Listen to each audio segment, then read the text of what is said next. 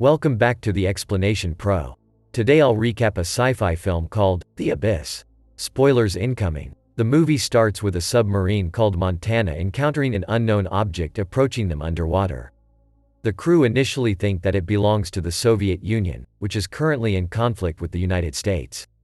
The object suddenly approaches them while increasing its speed and crashes into them, causing the submarine to collide with rocks and sink. Later on, a SEAL team gets assigned to reach the submarine and have the underwater drilling platform Deep Core as their base. The team is accompanied by the platform's designer, Lindsay. The foreman of the platform named Bud gets informed of the situation. He recalls all the diving crew, who get confused at what's going on. Bud then tells them later on that the entire crew is being asked to participate and assist in reaching Montana. They all later on get briefed about the operation, which has been codenamed as Operation Salver. Bud asks them why Deep Core would need to be involved, and they get told that because there's also a hurricane, the US military cannot handle it by themselves. The military also offers them a high pay, which gets the interest of everyone in the crew except for Bud, who remains cautious that his crew is not exactly experienced for this sort of thing. They get told that the SEAL team would be helping them, so Bud concedes. While moving the platform, Bud and Lindsay have an argument. Lindsay is upset that the platform, which is still in its experimental stage, would be used for something else. Bud tells her that he's just following orders and ends the call. One of Deep Core's crew, Hippie, tells him that if he's upset at her then he shouldn't have married her in the first place, suggesting that Bud and Lindsay are married. Lindsay and the SEAL team soon arrive at the platform. The leader of the team, Lieutenant Coffee, addresses her as Mrs. Brigman, and she immediately tells him not to call her that. While preparing to get in the platform, Lindsay tells the SEALs that they should watch out if anyone experiences high-pressure nervous syndrome later on. Once on the platform, the SEALs start to unload their things. Coffee later on sees that his hand is shaking, which is a symptom of high-pressure nervous syndrome, but keeps it a secret from everyone else. Bud and Lindsay meet and start to argue again.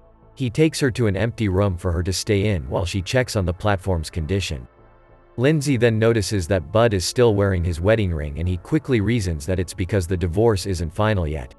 They then start to argue more until Bud gets out of the room and throws his ring in the toilet. After a few seconds, he comes back to get it. Before a dive, Coffee starts to orient the crew about their plan. He eventually gets annoyed because of how carefree and dismissive they are and reminds them that they should be following his orders. One of the SEALs demonstrates their fluid breathing system, which is liquid that they inhale so they won't get affected by pressure when they dive very deep. He uses Hippie's pet rat, which distresses him. The dive soon starts and they eventually reach and enter Montana. One of Bud's crewmates, Jammer, starts to panic after seeing the corpses of Montana's crew. Bud then decides to move forwards without him, giving him one end of a rope and telling him to pull it twice in case there's any trouble. Jammer's headlight soon goes off and he tries to tug at the rope, but it cuts in half. A glowing object then starts to approach him, making him panic once more.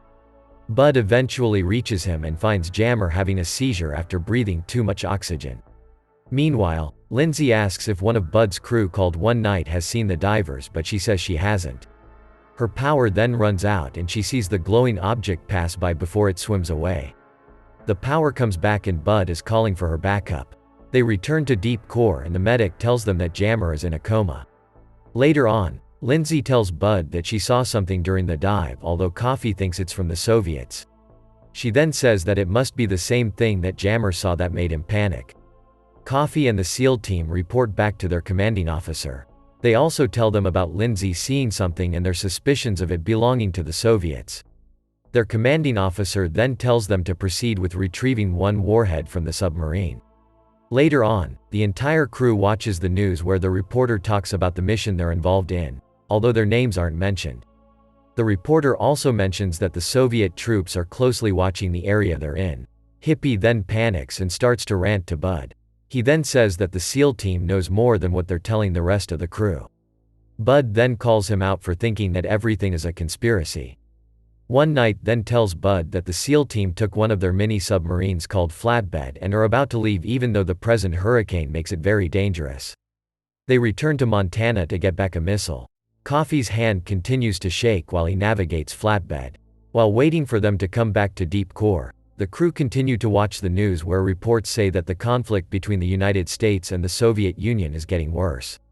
The SEALs eventually return and Bud sends one night on flatbed to fix something outside. Meanwhile, the platform's surface ship continues to rock due to the current caused by the hurricane. It causes the platform itself to be dragged on the seafloor. Bud contacts the top side to inform them of this, but the harsh wind causes the ship's crane to collapse and sink. The staff at the top side then tells Bud that the crane is coming toward them, and Bud alerts his crew to prepare. The crane crashes on the platform and its cables hang onto it, dragging it along as it falls into a trench. Parts of the platform start to flood, causing fires inside the platform. Some members of Bud's crew die. He manages to save some of them by stopping a door from closing, his wedding ring protecting his finger from getting completely crushed. After things have calmed down, Bud starts an inspection around the platform.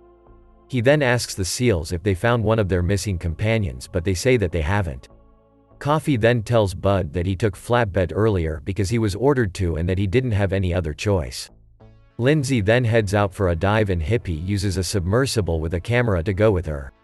The video feedback eventually glitches before shutting down and Hippie tells Lindsay to come back.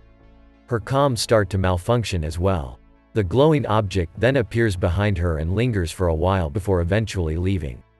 Seconds later, a bigger glowing object appears from the trench. Lindsay reaches out to touch it and tries to take a photo of it, but it speeds its descent back into the trench, with the smaller object following it.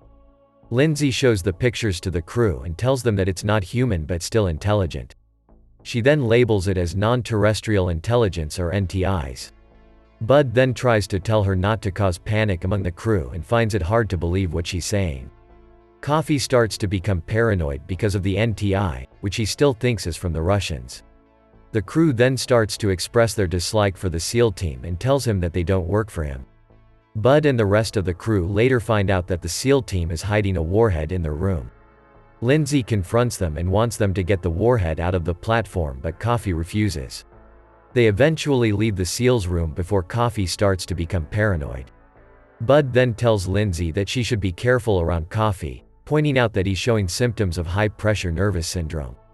Lindsay then asks for Hippie's help in sending a submersible down the trench so they could catch the NTI on camera. Coffee watches and hears their conversation from the security camera feed. The NTI later on uses seawater to enter the platform and move around.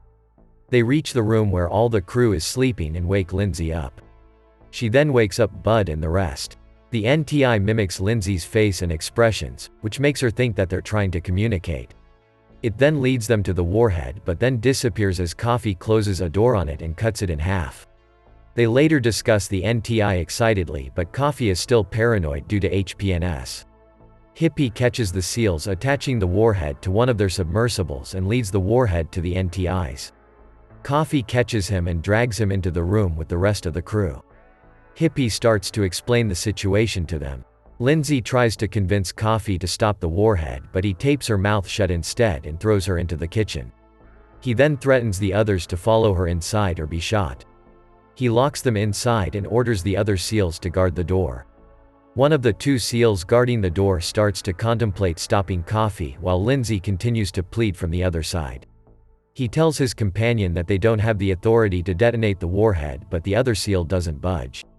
The crew then sees that the door is opening and thinks that the SEALs have finally changed their mind. It turns out that Jammer has woken up and knocked one of the SEALs unconscious. They then try to open the other door, but it stays stuck.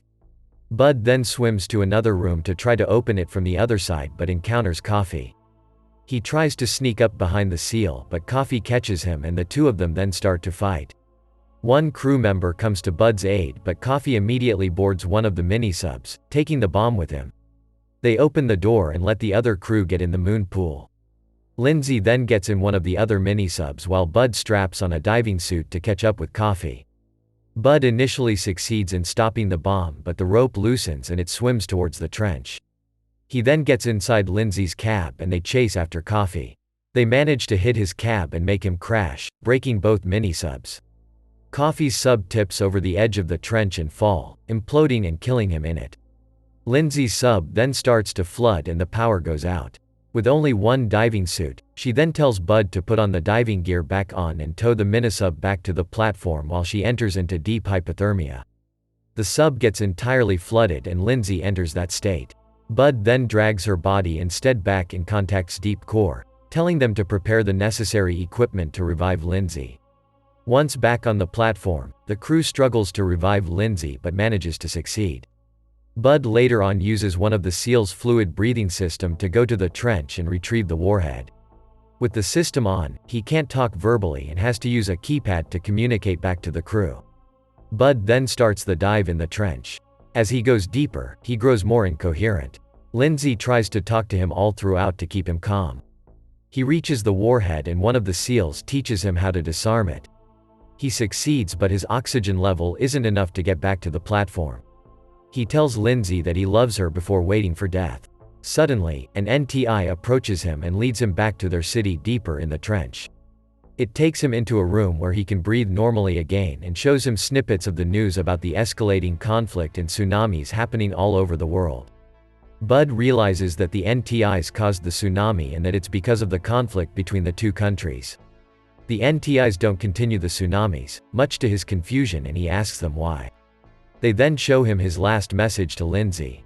The surface ship manages to contact Deep Core once again before Bud contacts Deep Core and tells them that the NTIs are aware of the human conflicts and want them to stop. The platform suddenly shakes and an alien ship rises from the trench. It eventually reaches the surface, resurfacing Deep Core along with it. The crew then gets out of the platform and is surprised that they're not decompressed. Hippie suggests that it might be because of the NTIs before Bud walks out of the ship. The movie ends as Bud approaches them and shares a kiss with Lindsay. Thank you so much for watching. If you enjoyed this video, please hit the like button and also subscribe to my channel for more videos like this. See you in the next video.